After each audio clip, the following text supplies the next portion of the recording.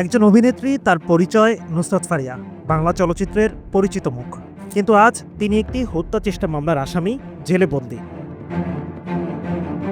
এই ঘটনায় উত্তাল হয়ে উঠেছে সামাজিক যোগাযোগ মাধ্যম। কিন্তু শুধু সাধারণ মানুষ নয়, এবার মুখ খুলেছেন প্রবাসী সাংবাদিক জুলকারনাইন সায়ের। তিনি যা বলেছেন তা কাঁপিয়ে তুলেছে সামাজিক যোগাযোগ মাধ্যম।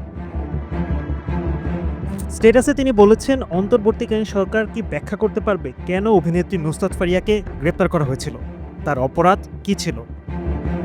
জুলকারনাইন আরও বলেন, এটি মানবাধিকারের গুরুতর লঙ্ঘন। বর্তমান বাংলাদেশে এখন যে কোনো মানুষ গ্রেপ্তার হতে পারে যদি ক্ষমতাসীনরা মনে করে। তিনি এক কঠিন প্রশ্ন ছুড়ে দেন, এই সরকার কি আগের চেয়েও বড় কর্তৃত্ববাদী হয়ে উঠেছে? যাদের দায়িত্ব ছিল ঐক্য গঠন ও পুনর্মিলন, তারা কি আজ প্রতিশোধে উন্মুক্ত হয়ে উঠেছে?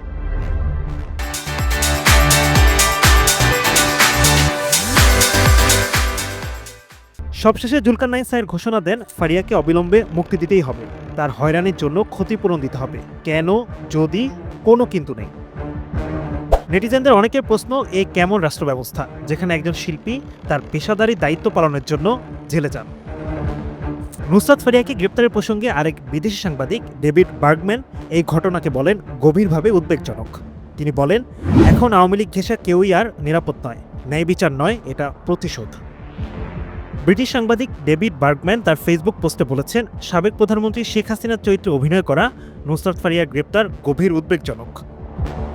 পরিস্থিতি সামলাতে অন্তর্বর্তী সরকার হিমশিম খাচ্ছে উল্লেখ করে তিনি বলেন, অন্তর্বর্তী সরকার এখন নৈতিক ও রাজনৈতিক দিক নির্দেশনায় হিমশিম খাচ্ছে। আমরা এমন এক পর্যায়ে এসে পৌঁছেছি যেখানে আওয়ামী লীগের সাধারণ সমর্থক হওয়া কিংবা দলের সঙ্গে ঘনিষ্ঠ যোগাযোগ থাকাটাই কাউকে লক্ষ্যবস্তুতে পরিণত করার জন্য যথেষ্ট।